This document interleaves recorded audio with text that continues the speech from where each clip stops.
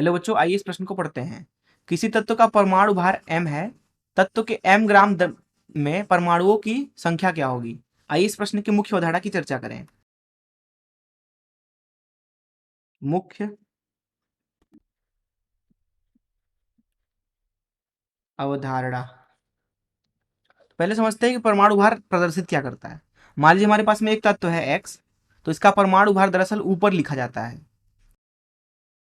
चलिए इसे a से प्रदर्शित कर देते हैं। परमाणु क्रमांक नीचे लिखा जाता है, चलिए उसे n से प्रदर्शित कर देते हैं।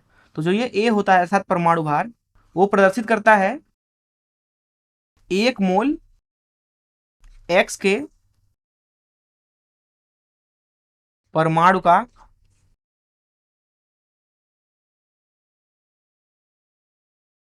द्रव्यमान ग्राम में। तो अगर हम लिखना चाहें एक x परमाणु का द्रव्यमान,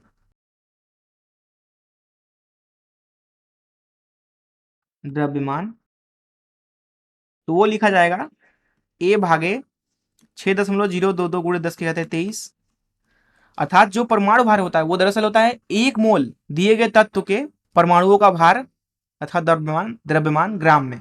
तो अगर आपको एक परमाणु का चाहिए द्रव्यमान, तो उसमें आपको 6.022 गुणे 10 के घाते 23 का भाग लगाना पड़ेगा। तो इस मुख्य अवधारणा का इस्तेमाल करके इस प्रश्न को हल करें। यहाँ इस प्रश्न में बोला जा रहा है कि दिए गए तत्व का परमाणु भार m है, तो दरअसल इसका मात्रक हो जाएगा ग्राम प्रति मोल।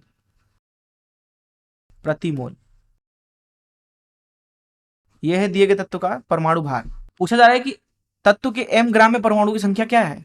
तो यहां पे हम लिख सकते हैं एक परमाणु का द्रव्यमान हो जाएगा, एक परमाणु का द्रव्यमान वो हो जाएगा m भागे Na मतलब अवगाद्रो संख्या, अर्थात m भागे 6.022 गुणे 10 के घाते 23। अब अगर आपको m ग्राम में चाहिए संख्या, m ग्राम में परमाणु, तो यह दरअसल कुछ और नहीं बल्कि m भागे एक परमाणु का द्रव्यमान ग्राम में, जो कि है m भागे 6.022 गुणे 10 के घाते 23। और यही हो जाएगा इस प्रश्न का उत्तर, m ग्राम में परमाणु की संख्या। यही हो जाएगा इस प्रश्न का उत्तर। मैं आशा करता हूं कि आपको इस प्रश्न का हल जरूर समझ में आया होगा। धन्यवाद।